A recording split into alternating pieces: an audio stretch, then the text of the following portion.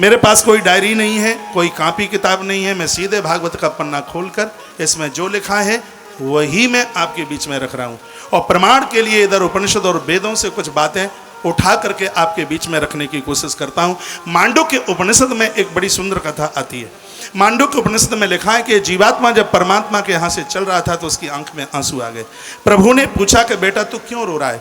इसने कहा कि भगवान आप मुझे मृत्युलोक भेज तो रहे हो, लेकिन मुझे भय लग रहा है, मुझे डर लग रहा है, वहाँ मुझे कौन संभालेगा? परमात्मा ने कहा कि मैंने 2 फरिश्ते तुझे संभालने के लिए धरती पर भेज दी है।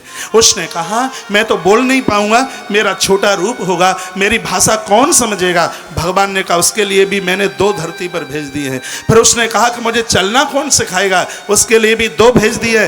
फिर कहा कि मुझे भूख लगेगी, मेरी होठों की भाषा कौन समझेगा? कहा उसके लिए भी मैंने 2 भेज दिए हैं। जीव ने कहा एक काम के लिए 2-2 भेजे तुमने धरती पर तो हजारों की संख्या हो जाएगी, मैं उनको संभालूंगा कैसे? मांडुक्य उपनिषद में परमात्मा ने कहा बेटा वो 1000 नहीं होंगे, वो 2 ही होंगे। जो 2 हैं वो हजारों का काम करेंगे। जीव ने कहा प्रभु ऐसे वो 2 कौन हैं जो हजारों का काम 2 ही करेंगे?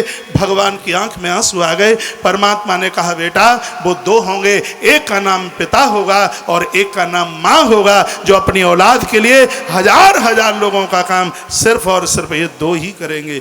जीव रो पड़ा, प्रभु के चरणों में मस्तक रख दिया।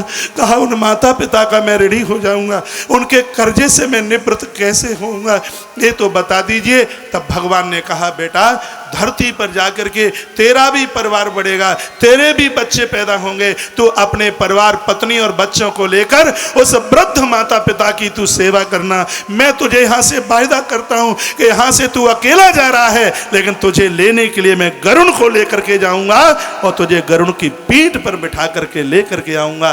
भगवान कहते हैं कि जो माता पिता की सेवा करता है उसको यमराज के दूत लेने को नहीं जाते, उनको मृत्यु लोक में मैं स्वयं लेने के लिए जाता हूँ। भगवान सुखदेव कहते हैं कि नारी को चाहिए ऐसी औलाद को वह जन्म दे, ऐसे संस्कार दे, घर में बुजुर्गों की सेवा करे, इसका असर उसकी होने वाली संतान के ऊपर पड़ेगा और ये इतना बड़ा प्रभाव होगा। इस प्रभाव के द्वारा उसके घर में किसी न किसी प्रकार से भगवान ही आके प्रकट हो जाएंगे।